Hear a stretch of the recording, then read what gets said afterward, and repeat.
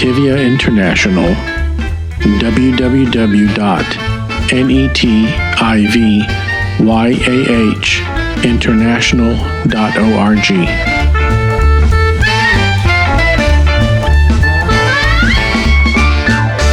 Shalom, my name is Joe Shulam, and we are doing and have been doing the Torah portions that are read in every synagogue on the Sabbath days every week.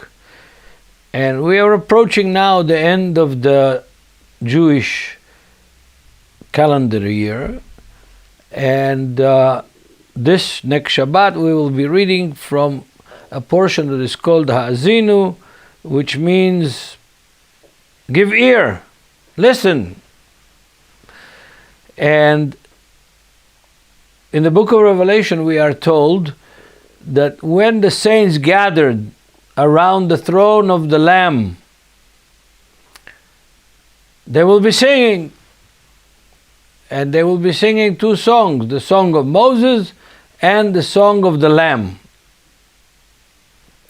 The song of Moses, we have two candidates. We have Exodus chapter 15, which is the song that Moses sang with the children of Israel right after they crossed the Red Sea on dry ground. It says, then Moses sang this song to the Lord. But there is a second song of Moses at the end of the book of Deuteronomy, and that is chapter 32. The end of chapter 31, verse 30 says this, then Moses spoke in the hearing of all the assembly of Israel the words of this song until they were ended. The words were ended, not the people. Now, this song is a very, very special genre. It's a genre that doesn't exist very much in the Bible. There's very few examples of it. First of all, is a prophetic genre that is in verse. All the prophetic texts from Isaiah, Jeremiah, Ezekiel, and all the way to Malachi are written in verse. When we read them in English and in other languages, we don't see the verse, we don't get the verse. But when you look at the Hebrew text of the Psalms or of these songs, you see that they are written in two columns. They are columns that are called in Latin parallelum membrarum. That one column makes a statement, the other column repeats the statement in different words. In other words, it's like a commentary. It's the message that is in the first column, verse 1, will be also in the second column, verse 1. And this genre exists in Exodus 15, and it exists in Deuteronomy 32, and it exists in the Song of Deborah in Judges chapter 5, and in the book of Psalms many times. And specifically in Deuteronomy chapter 32, in the portion that is called Dvarim, the words, and in the book of words, the book of Dvarim, which is Deuteronomy, and in chapter 32 it says, give ear or listen. And that's what the name of this chapter is in Jewish tradition, Ha'azinu, of this portion, Ha'azinu. Let me read for you about 21 verses, because I will be concentrating on these 21 verses. Give ear, O heavens, and I will speak, and hear, O earth, the words of my mouth. Let my teaching drop as the rain, my speech distill as the dew, as raindrops on a tender herb, and as showers on the grass. For I proclaim the name of the Lord, ascribe greatness to our God. He is the rock. His work is perfect, for all his ways are justice. A God of truth and without injustice. Righteous and upright is he. They have corrupted themselves. They are not his children because of their blemish. A perverse and crooked generation. Do you thus deal with the Lord, O foolish, unwise people? Is he not your father who brought you, who bore you, actually it should be? Has he not made you and established you? Remember the days of old. Consider the years of many generations. As for your father, and he will show you your elders, and they will tell you.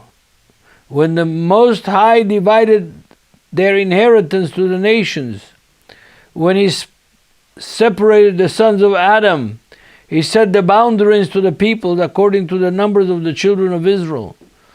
For the Lord's portion is his people. Jacob is the place of his inheritance. He found him in the desert land and in the wasteland, howling wilderness. He enriched him, instructed him. He kept him as an apple of his eyes. As an eagle stir up its nest, hover over its young, spreading out its wings, taking them up, carrying them on his wings, so the Lord alone led him. And there was no foreign God with him. He made him ride in the heights of the earth, that he may eat the produce of the field. He made him draw honey from the rock and oil from the flint rock, curds from the cattle and milk of the flock with fat of the lambs, and rams of the bread of Bashan, and rams of the breed of Bashan, and goats with choicest wheat. And you drank wine, the blood of the grapes. But Jeshurun grew fat and kicked. You grew fat, you grew thick, you are obese. Then he forsook God who made him, and scornfully esteemed the rock of his salvation. They provoke him to jealousy with foreign gods. With abominations they provoked him to anger. They sacrificed to demons, not to God. To God did not know, to new gods, new arrivals that your fathers did not fear. Of the rock who begot you, you are unmindful, and have forgotten the God who fathered you. And when the Lord saw it, he spurned them because of provocation of his sons and his daughters. And he said, I will hide my face from them. I will see what their end will be, for they are a perverse generation, children in whom there is no faith. They have provoked me to jealousy by what is not God. They have moved me to anger by their foolish idols. But I will provoke them to jealousy by those who are not a nation. I will move them to anger by a foolish nation. I want to stop here at the end of verse 21. I said earlier that this is a song. It's poetry. But it's not just regular poetry. It is poetry that in professional language is called riv, which means it's a court case. God is taking Israel, his children, to court. And he is inviting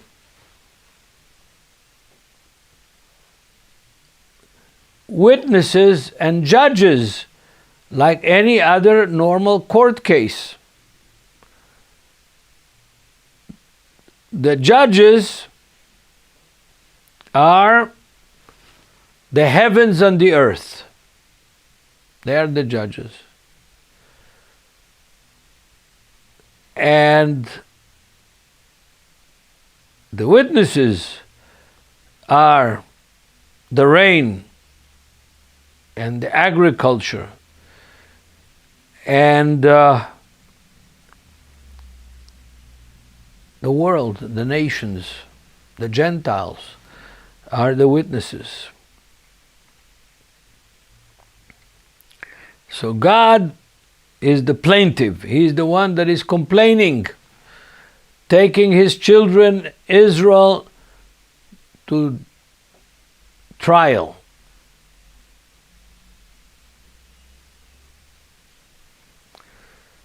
And what is the accusation? The accusation is, I'm your father. I begot you. You're my children. I have been a perfect father, a perfect God. I am the rock that made you. That within itself is a very big theme, the rock. The rock in the wilderness from which they drank water, according to Paul in 1 Corinthians 10. The rock on which Moses stood and saw the revelation of God in chapter 34 of Exodus. The rock that is the triangular stone that holds the building together in Psalms 118. And all that is found not only in the New Testament, in the letter of Peter, but also in Qumran and also in rabbinical literature. The rock of our salvation, the rock that begot us, Israel, is God and the Messiah that He sent to redeem us. God has been a perfect Father. He's always been just. And God is truth, and there is no injustice in Him. He is righteous and upright. They, Israel, are corrupted themselves. They are not behaving as His children. They're blemished. They're perverse and crooked generation. God doesn't deserve, in verse 6, how His children have treated Him.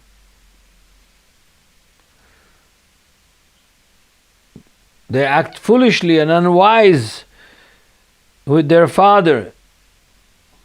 And the rhetorical question appears in verse 6. Is He not your father who brought you, begot you, who gave you birth? Has He not made you and established you? If you don't remember, let me remind you in verse 7, Moses is speaking to the people. Let me remind you of the days of old. Consider the years of many generations. Ask your father and he will show you. Ask your elders and they will tell you.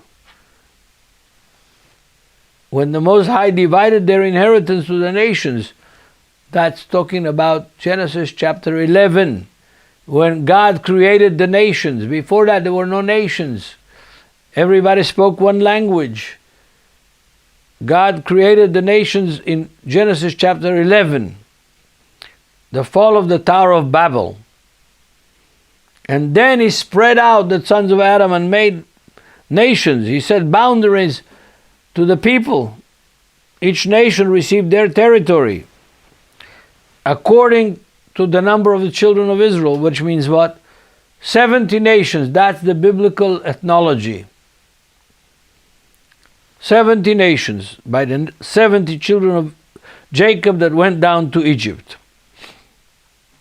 The Lord apportioned His people. Jacob is the place of his inheritance. God's inheritance was given to Jacob. The divine, the spiritual, the godly, the legal, the loving inheritance of God was given to Israel. Yes, other nations had laws. We know the Hammurabi, law of Hammurabi. We know the Enuma Elish, that is even older than the law of Hammurabi. We know several other more ancient and more new ancient codes of law. But the law of God that was given to Moses in Mount Sinai and to the children of Israel was given to Jacob, was given to Israel. God found Israel in the desert, in the wasteland, in the howling wilderness, and He took him out of the desert and enriched him. I mean, if you read the first verses of Jeremiah 31, you'll immediately see how this theme goes all the way back to the 8th century BC prophets, and all the way back to the earliest of the Psalms, and all the way back and forward all the way to the book of Revelation, if you wish. Same theme. He found him in the desert, in the wasteland, in the howling wilderness, and He enriched him, instructed him, gave him the Torah. Torah means instruction. Doesn't mean law. It means instruction. Instructed him. He kept him as the apple of His eyes. That's another theme that repeats itself in the 8th century prophets. As an eagle stir up his nest, hover over its young, spreading out its wing, taking them up, carrying them on His wings. Ah, dear brothers and sisters, remember the words of Jesus before the crucifixion, the words of Yeshua in the end of Matthew chapter 23, as a bird. How much, Yeshua says, how much did I want to gather you under my wings as a bird, but you would not. It's taken from here, from this Torah portion. And it's not the only place that this simile, this example, this parable in a few words is taken. Yeah, as an eagle stir up its nest, hovers over its young, spreading out its wings, taking them up, carrying them on its wings. So the Lord alone led him. And there was no foreign God with Him. He is the only God. Read Isaiah chapter 45, you find out there is only one God. And that God revealed Himself in His Spirit and in His Son. Yeah. He made him ride in the heights of the earth, that he might eat the produce of the field, the fat of the field, and draw honey from the rock, and oil from the flint rock. God gave Israel the best of the best. Curds from the cattle, milk from the flock, with fat of the lambs, and rams of the breed of Bashan, and goats with the choicest wheat. And you drank wine, the blood of the grapes. But, verse 15, Yeshurun is another name for Israel, based on the root of honest, straight, direct, grew fat and kicked. You grew fat, you grew thick, you are obese, says Moses to the people of Israel. They're standing at the edge of the Jordan River before they cross the river to the land of promise, to the land of Canaan. Then you forsook God who made him. Israel forsook God who made him, and scornfully esteemed the rock of his salvation. They provoked God to jealousy with foreign gods. With abominations they provoked him to anger. They sacrificed to demons. So when people sacrificed to idols, they weren't sacrificing to the statue of the idol. They were sacrificing to the spirit, to the demonic spirit behind the idol. And we learn this from here. It's a very important teaching. New gods, new arrivals that your father did not fear, didn't worship. In other words, they didn't know. Of the rock who begot you, you are unmindful. and have forgotten the God who fathered you. So sad. So sad. Moses, after 40 years leading these people in the wilderness, feeding them manna from heaven, water from the rock. After all that time, at the very last of his speech, he says, you have forgotten. The God that fed you, the God that took you out of Egypt, the God that crossed the Red Sea in dry land, you've forgotten him. You're not mindful of him. The one who fathered you, made you a nation, you've forgotten. And when the Lord saw it, he spurned them because of the provocation of his sons and his daughters.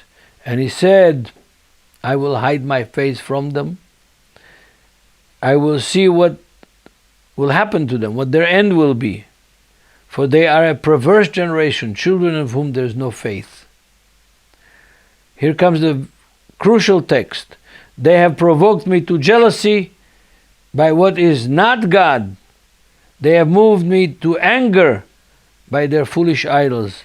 But I will provoke them to jealousy by those who are not a nation. I will move them to anger by a foolish nation. Now these last verses and the text that I read is the basis of all of Paul's theology and of all of Paul's motivation to preach the gospel to the Gentiles. Also based on the promises that God gave to Isaiah, Jeremiah, Ezekiel, Amos, Hosea, to all the prophets, all the way to Zechariah and Malachi. Yes, this text of Azinu, of hear this, O people, pay attention to what I have to say to you. This is a court case. I'm taking you to court with witnesses and judges.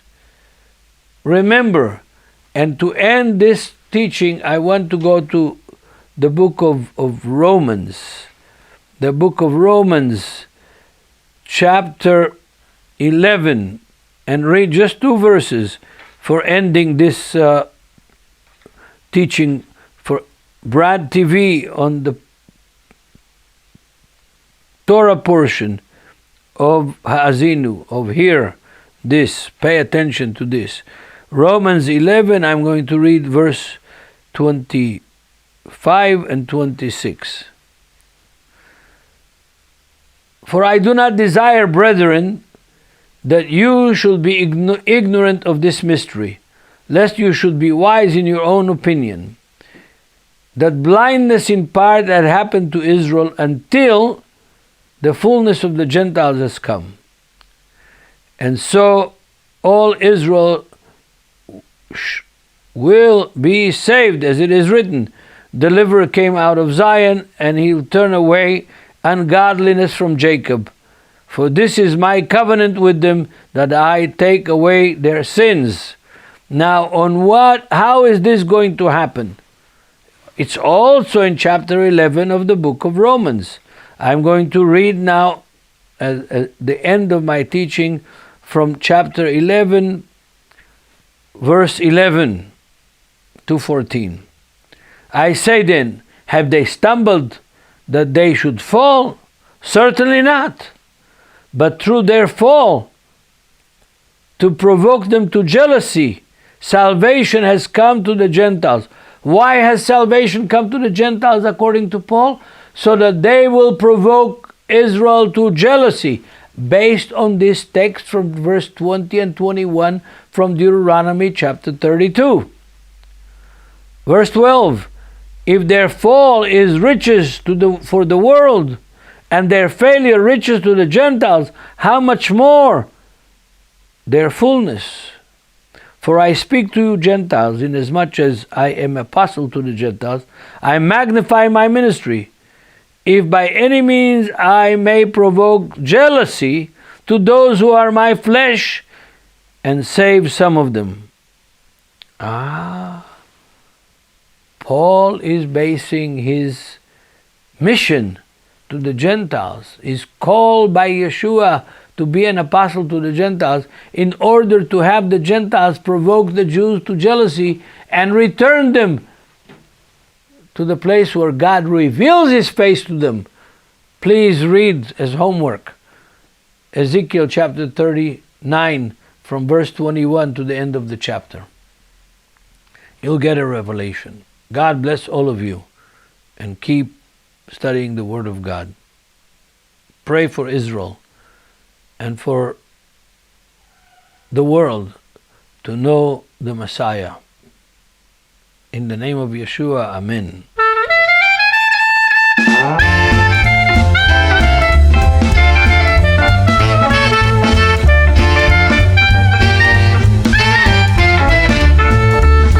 Netivyah International, www.netivyah international.org